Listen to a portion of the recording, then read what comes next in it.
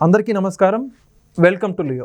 ఆంధ్రప్రదేశ్ ప్రభుత్వం డ్రగ్స్, మాదక ద్రవ్యాలు వీటన్నిటికీ సంబంధించి ఉక్కుపాదం మోపుతున్నట్టు తెలుపుతూ ఉంది. ఏదైతే నిన్నటి రోజున హోమ్ మినిస్టర్ అనిత గారి ఆధ్వర్యంలో AP narcotics action task force committee కొన్ని కీలకమైన నిర్ణయాలు అయితే తీసుకోవడం జరిగింది.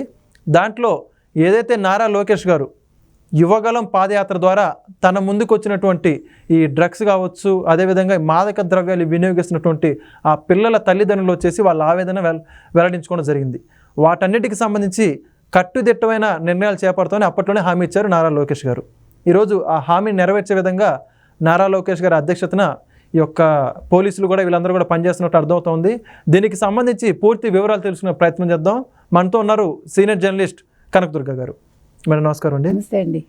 మనం చూసాం 5 సంవత్సరాలు రాష్ట్రంలో గంజాయికి సంబంధించి ఏ విధంగా యువత కావచ్చు, చిన్న పిల్లలు వీళ్ళందరూ కూడా బానిసలైపోయి బంగారు లాంటి వాళ్ళ భవిష్యత్తు నాశనం చేసుకున్నారు.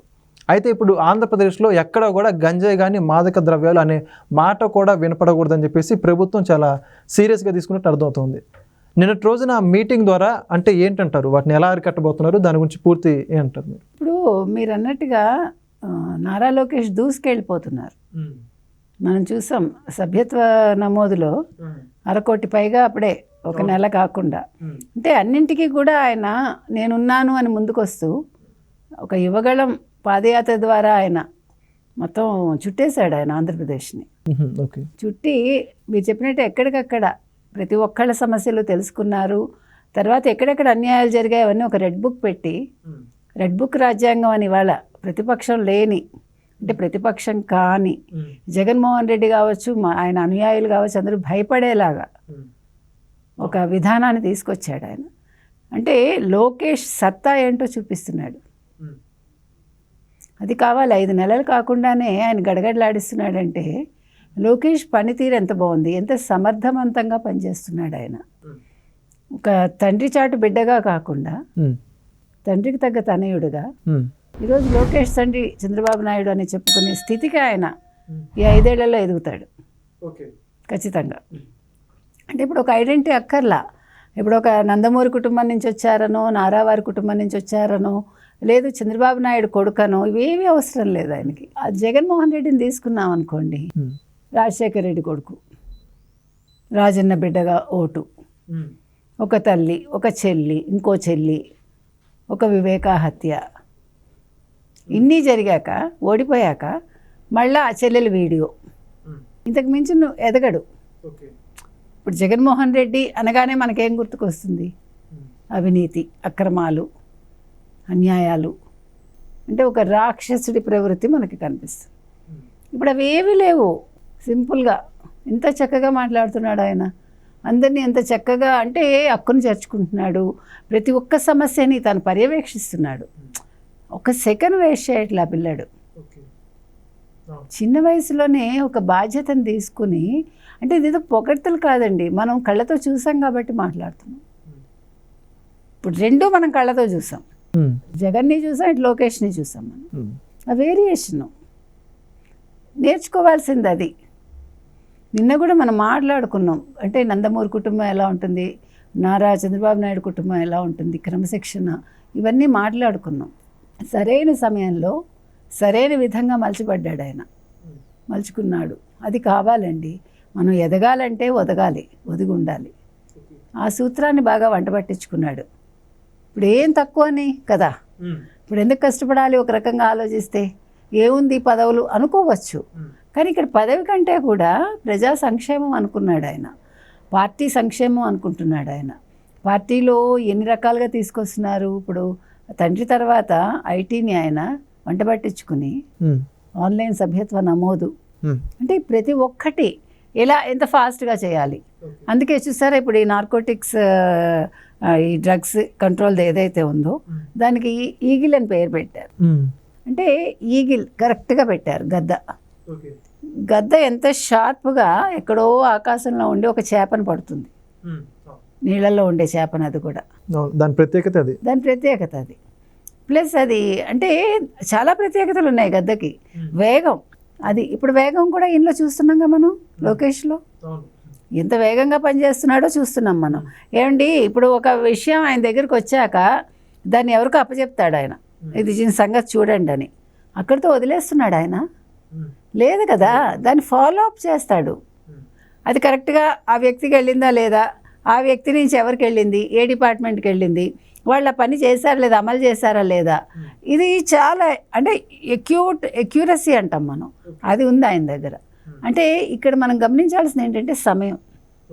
ఎంత తక్కువ సమయంలో ఎంత త్వరితగతిన ఆ పని అవుతోంది. ఇది గదతో పోల్చొచ్చు మనం.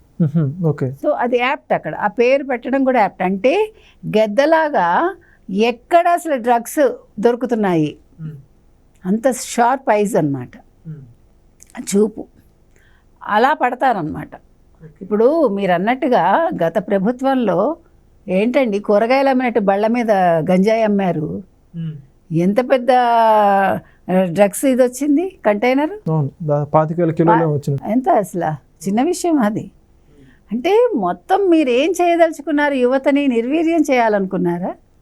ఆంధ్రప్రదేశ్ యువత నిర్వీర్యం చేసేసి ఈ ఉచిత పథకాలు ఇచ్చేసి 30 సంవత్సరాలు పాలించేద్దాం అనుకున్నారా? అదే కదా వాళ్ళ, అంటే ఇదొక స్ట్రాటజీ అన్నమాట.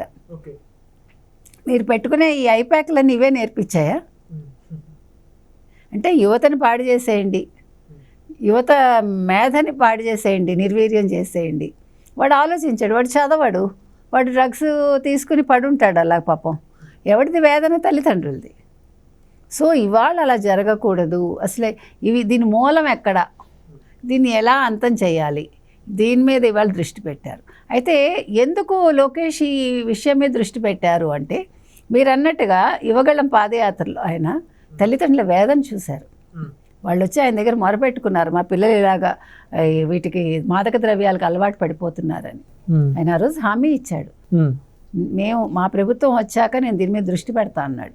అందుకే ఇవాళ హోమ్ మినిస్టర్ అనిత గారితో కూర్చుని, అధికారులతో కూర్చుని ఆయన దీని మీద చర్యలు చేపట్టాడు ఆయన. అంటే మనం ఒక మాట ఇచ్చాక మాట తప్పను మడమ తప్పను ఎవరి సిద్ధాంతం? వైసీపీ సిద్ధాంతం. కానీ అక్కడ మాట తప్పుతారు, మడమ తిప్పుతారు. అంటే పేరుకే సిద్ధాంతం అంటారా? సిద్ధాంతాలు అంటే దానిదే ఉందండి. ఇప్పుడు ఏదో భావావేశంలో ఏదో మాట్లాడానంటారు చూడండి, అట్లా మాట్లాడతాడు, చెప్తాడు, ఏముంది మాటేగా.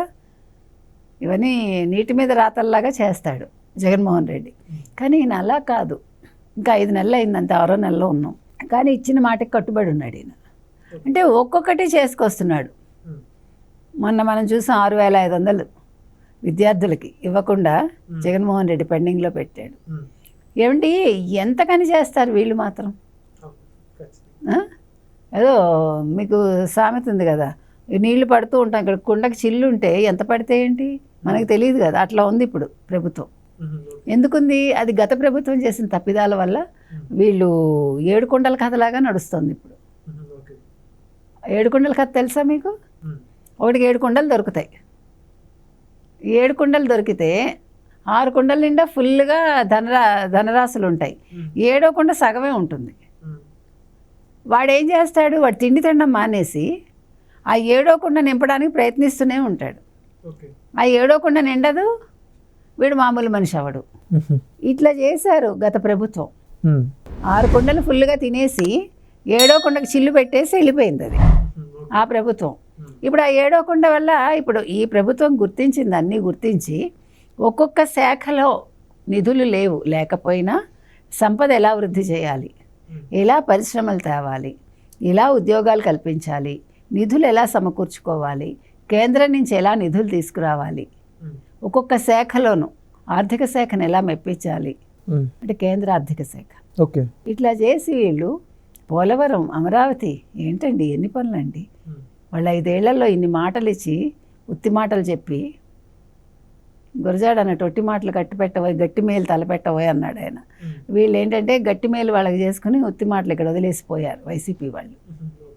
కాబట్టి ఇవాళ వీటన్నింటినీ సమన్వయం చేసుకుంటూ ఆయన ఎక్కడా ఏది తగ్గకుండా చాలా చక్కగా లోకేష్ గారు చేస్తున్నారండి. ఈ డ్రగ్స్ మీద ఒక ఉక్కుపాదం మోపుతాడు ఆయన ఖచ్చితంగా. డ్రగ్స్ మాఫియాను అంతమొందిస్తాడు. ఇది చాలా ముఖ్యం. ఇప్పుడు ఇళ్లల్లో ఏదో కూరగాయలు పెంచినట్టు లేకపోతే ఆకుకూరలు పెంచినట్టు గంజాయి మొక్కలు పెంచేశారు కదా.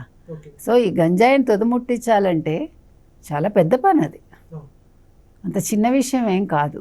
కాకపోతే దానికి ఒక టాస్క్ ఫోర్స్ని ఏర్పాటు చేసి, ఈగిల్ టాస్క్ ఫోర్స్ అని, దాని మీద దృష్టి పెట్టాడు ఆయన. ఖచ్చితంగా 6 నెలలు కాకపోతే ఏడాది కాబట్టి 2 ఏళ్ళు పడుతుంది, కానీ దీన్ని అంతమందించడం అయితే ఆయన లక్ష్యం అండి. ఓకే, ఖచ్చితంగా మేడం. దీనికి సంబంధించి ఇప్పటికే చాలా గొప్ప ప్రణాళిక వేసుకుని ముందుకు వెళ్తున్నట్టు మనకు అర్థమవుతుంది. సాధ్యం త్వరగా దీన్ని అరికట్టాలని కోరుకుందాం. Thank you. Please subscribe to Leo News for more videos.